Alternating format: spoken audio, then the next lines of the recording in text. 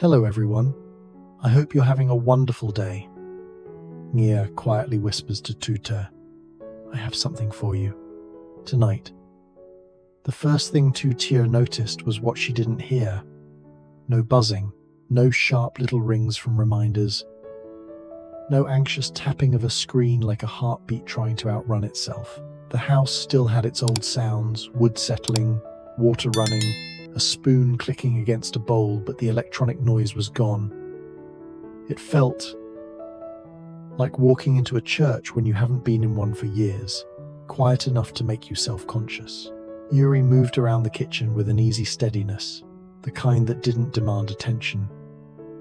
He wasn't trying to fix anyone, he was just doing breakfast. Eggs folded soft on a plate, toast with a thin shine of butter, a bowl of fruit cut neatly, like a small kindness. Mrs. Nghia came in slowly, wearing a cardigan that looked like it had survived 1,000 ordinary mornings. She eased herself into the chair as if the chair were an old friend. Yuri leaned down and kissed the top of her head. I'm keeping it simple today, Mum. Tu Tieu stood near the counter, hands hovering, unsure where she belonged. She'd been the helper, the problem solver, the one who stayed ready to run, ready to defend, ready to apologize before anyone even complained.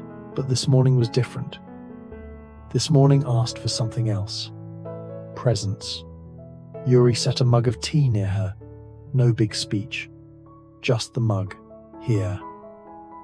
Tu Tieu took it, and the warmth sank into her palms. She tried to breathe like normal people did. On the table, the wooden box sat open. It wasn't fancy.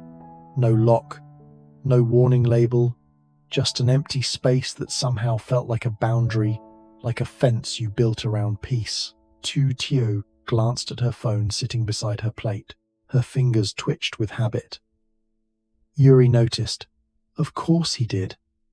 He noticed everything without making you feel watched. 2 hours, he said quietly. That's all I'm asking. Tu Tieu gave a small, nervous laugh. You make it sound easy. It can be, he replied. We've been holding our breath for days. I think we deserve oxygen. Mrs. Nghia didn't say much. She just lifted her tea and took a slow sip, watching Tu Tieu the way mothers do when they're trying not to push, when they're choosing patience over pressure. The screen was dark, but it still felt loud. Yuri reached for his own phone first. He turned it over, tapped a few things, and placed it into the wooden box like he was laying down a weapon. Then he held his hand out, not like a command, but like an invitation. Tu Tieu hesitated, heart fluttering. Something in her wanted to resist, because being reachable felt like safety. Being available felt like control. Silence felt like vulnerability. But then Yuri said, softer than the steam rising off the oatmeal, we're safe in this moment. Not a promise he couldn't keep. Just in this moment. Tu Tieu swallowed and turned off her notifications. The tiny click sounded loud in her head, like a door closing. She placed her phone into the box. When the lid went down, the kitchen felt bigger, not because the walls moved, but because her chest did. Breakfast passed in a gentle rhythm. Yuri nudged Mrs. Nghyia's plate closer so she wouldn't have to reach. He remembered the little things, how she liked her tea, how she took her pills, how she needed her chair angled slightly toward the window. Tu Tieu watched him and felt something ache in her throat. Not sadness. Something else. Something she didn't have a clean name for yet. After breakfast, Yuri didn't launch into plans or schedules. He just said, let's do a few small things. Nothing heavy. And somehow, small things became the most meaningful thing they'd done in days. They folded blankets in the living room. Misuse. Nghia handled each corner with slow precision. The way you fold something when you've folded 100 times before, and you've learned that neatness can be a form of comfort. Tu Tieu tried to copy her but kept folding crooked. Uri didn't tease. He stepped beside her and folded one blanket with a gentle, almost playful confidence. And if it's not perfect, it's still warm. That made Tu Tieu laugh, an actual laugh, not the polite kind. It surprised her. The sound came out like it had been trapped for weeks and finally slipped free. Nghia glanced up and smiled small, satisfied, like she'd been waiting to hear that sound again. Nghia began telling a story, her eyes bright with an old kind of humor. When Uri was little, she said, he used to play doctor. Uri groaned. Mom, no. It's true, she insisted, waving a hand like a judge delivering a verdict. He made me sit on the sofa. He took a plastic spoon and told me it was a stethoscope. Tu Tieu leaned in. What did he say? Mrs. Nghia's voice softened, warmed by memory. He said, Mum, don't worry, I'm the doctor. I can't believe you remember that. I remember everything that saved me, Mrs. Nghia said simply. Tu Tieu felt her smile linger, but her eyes stung a little. She looked at Uri, this steady man who could hold a home together, with quiet hands, and imagined him as a small boy trying to comfort a tired mother with a plastic spoon. It made something in her loosen, something guarded. Later, Uri pulled out Mrs. Nghia's medicine and arranged the bottles by day and time. He labelled them carefully, not because Mrs. Nghia couldn't manage, but because care is sometimes love you can touch. Tu Tieu helped by organising the cabinet, lining up spices, stacking plates, wiping down shelves. And yet, each small task felt like laying bricks in a place that had been shaken. Tu Tieu assumed he'd gone to pick up groceries. When he returned, he carried a small pot with a bright green herb plant, something simple, something meant for the kitchen. The leaves looked alive in a way that made the whole room feel alive too. He set it on the windowsill where the sunlight pooled. We're planting hope, he said lightly, like it was a normal thing people did on a Tuesday. Mrs. Nghia reached out and touched one leaf with her fingertip, careful as a prayer. Tu Tieu found a small piece of paper and a marker. She wrote a word in neat, quiet letters and taped it to the pot. Uri leaned closer to read it. Hope. He didn't comment. He didn't make it a big deal, but his eyes softened and Tu Tieu felt as if she'd set down something heavy without realizing she was carrying it. Uri and Tu Tieu stepped onto the porch with 2 mugs of tea. The air was cool enough to feel clean. They sat side by side, close but not crowded. Tu Tieu looked out at the small yard. Do you ever think about what normal looks like? She asked. Uri didn't answer right away. He followed her gaze like he was looking for a future he could actually describe. A small house, he said finally. A little garden. Dinner that doesn't taste like stress. A life where we're not always bracing for impact. Tu Tieu's shoulders dropped. Just a fraction. Sometimes I feel like I have to earn love, she admitted. Like if I'm not perfect, it can be taken away. You don't have to earn love, he said. Not here.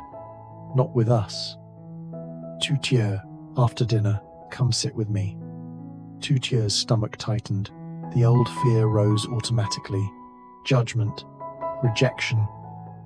Being weighed and found lacking. She whispered to Uri, Is she going to judge me? Uri let out a small laugh, warm and certain. He reached for her hand. She's going to love you. Tu Tieu tried to believe him. Then she glanced through the window and saw Mrs. Nghia at the table, holding a small wrapped bundle fabric folded carefully around something that looked like a tiny box. Tu Tieu's breath caught. Mrs. Nghia didn't look up. She didn't explain. She just held it like it mattered. And Tu Tieu felt a new kind of nervousness, one that wasn't about danger. It was about belonging. Dinner didn't start with a grand announcement. It started with music. Uri turned on a small speaker in the kitchen, nothing loud, Nothing dramatic, just a soft, familiar melody that sounded like the kind of song you'd hear in a cozy cafe or drifting out of an open window in late spring. Tu Tieu leaned against the counter, watching him move. He wasn't rushing. He wasn't scanning his phone. He wasn't bracing for the next bad thing. He chopped onions with patient hands, stirred a pot slowly, and tasted the broth like he had all the time in the world. "What are you making?" Tu Tieu asked. Uri glanced at her with a teasing softness. "Comfort dinner." "That's not a real answer." "It is in this house," he said, and slid a spoon toward her. "Taste." She did, and her eyes widened. "It's really good." Yuri's smile was quick and boyish. "See? The world's not ending." Tu Tieu laughed, then immediately looked down at her own hands like she didn't trust herself to enjoy it. Uri noticed again. Of course he did. He nudged a bowl toward her. "You're on bread duty." She blinked. "Bread duty? You butter the rolls. That's your official title. I don't know if I'm qualified. And you're allowed to be here without proving it." The words landed softly, like a blanket. Tu Tieu tried to butter the rolls neatly, but she dropped one. It bounced once on the counter and rolled toward the edge. 5-second rule. "That's not a thing," she protested. But she was smiling. "It is when you're hungry and happy," he said. From the doorway, Mrs. Nghia watched them with a quiet, steady gaze. She didn't interrupt. She didn't push herself into their moment. She just stood there with her hands folded. The corners of her mouth slightly lifted like someone who'd been waiting a long time to see a kitchen look like this again. When the food was ready, Uri carried plates to the table. Tu Tieu brought the rolls. Missus Nghia came last, moving carefully, but her eyes were bright. The table wasn't fancy. No candles. No special china, but it felt sacred anyway, because it was peaceful. Uri served his mother first, the way he always did. Then he served Tu Tieu, not because she couldn't serve herself, but because he liked taking care of her in quiet ways. Tu Tieu stared at her plate for a moment, as if she couldn't quite believe she was allowed to sit down and simply eat. She looked at both of them, then said, "Before we eat, gratitude." Tu Tieu stiffened slightly. In her head, gratitude used to mean say the right thing so no one gets upset. But Mrs. Nghia voice wasn't demanding. It was inviting. 3 things? Mrs. Nghia smiled. 3. Uri went first. He didn't perform. He didn't make it poetic. He spoke like a man who meant every word. "I'm grateful my mum is here with us," he said. "I'm grateful we had a quiet day. And I'm grateful we're eating together without fear, sitting at the table with us." Tu Tieu swallowed. Her turn. She stared at her hands, then lifted her eyes. "I'm grateful for this house," she said softly. "I'm grateful for the plant on the windowsill, and I'm grateful for being able to breathe without checking my phone every 5 seconds. Yuri's expression warmed, proud in the gentlest way. "Mrs. Nghia nodded slowly, like she was receiving something precious. Her voice didn't shake, but it carried weight, the kind that comes from a woman who has lived long enough to know what matters. "I'm grateful for food," she said, "because food means we're still here. I'm grateful for my son, because he remembers how to be kind even after hardship." Her eyes shifted to Tu Tieu. "And I'm grateful for you, Tu Tieu," she continued, "because you brought peace into this home. And because you love Uri with gentleness, that kind of love is rare." Tu Tieu's throat tightened. She tried to respond, but all she managed was a small, trembling breath. They ate slowly.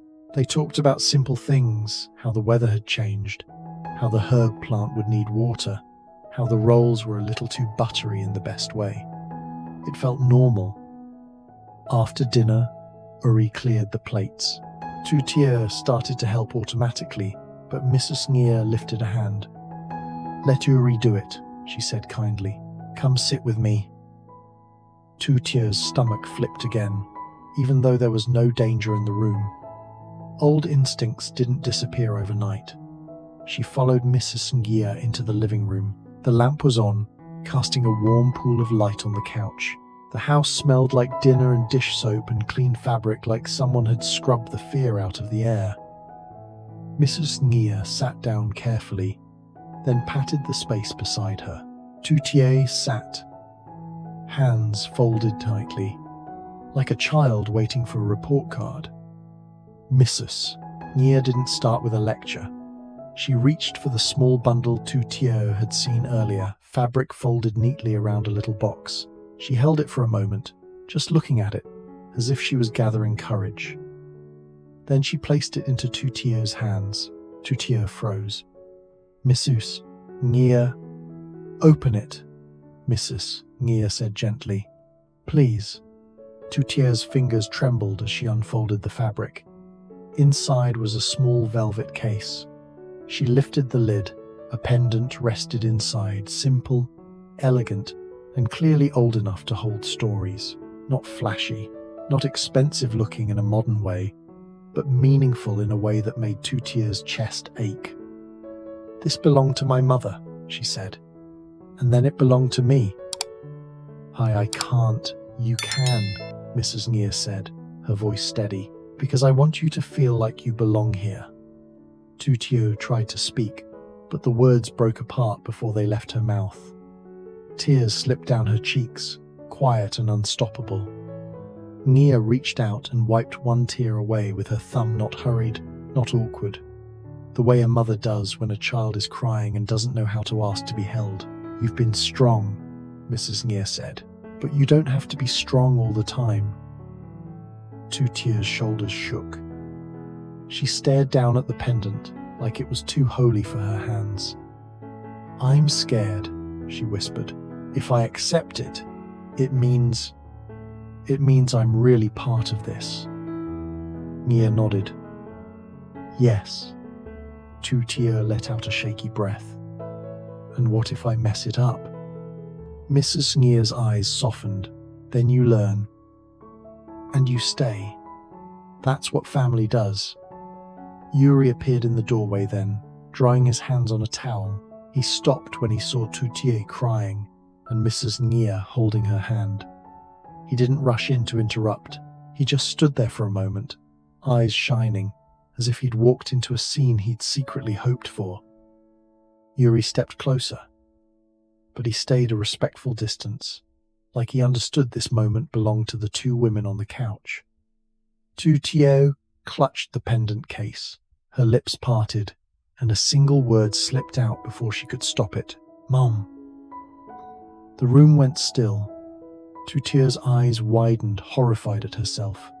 Her face flushed, and she started to pull back, ready to apologize, ready to retreat. But Mrs. Nghia didn't flinch. Instead, she tightened her hand around Tu Tieu's, firm and warm. "Say it again, dear," Mrs. Nghia whispered. Tu Tieu's breath caught. She looked at Uri. His eyes were wet, but he wasn't sobbing or collapsing into drama. He just looked grateful, like he'd been holding a quiet wish for a long time and didn't want to scare it away. Tu Tieu turned back to Mrs. Nghia. Her voice came out small but clear. "Mum." Mrs. Nghyia's face softened into something radiant and tender. She pulled Tu Tieu into a gentle embrace, not crushing, not possessive, just steady. And in that hug, a little later, Uri brought his phone out, not to scroll, not to work, just to do one thing. "A family photo," he said. "Please." Mrs. Nghia laughed softly. "We're not dressed." Uri shrugged. "That's the best kind." Tu Tieu wiped her cheeks quickly. "I look terrible." "You look real," Uri replied. They stood near the window where the lamplight and the last bit of evening glow met softly. Yuri set the timer and hurried back to them. In the photo, Mrs. Nghia stood in the middle. Yuri on one side, Tu Tieu on the other. Three people held together by something quiet but unbreakable. Click. Afterward, Yuri looked at the picture and smiled like he didn't want to blink. Then, without a word, he saved it and tucked his phone away like the photo wasn't for the world, it was for them. Mrs. Nghia grew sleepy soon after. Yuri walked her to her room, made sure her water was within reach, and adjusted her blanket. "Good night, Mum," he said. Mrs. Nghia looked at Tu Tieu from the bed. "Good night, dear." Tu Tieu hesitated then, softly. "Good night, Mum." Mrs. Nghyia's eyes closed with a peaceful smile. When the house finally settled into silence, Yuri and Tu Tieu sat back on the couch, hands intertwined. The pendant lay against Tu Tieu's palm, warm from her skin. Yuri didn't say much. He didn't need to.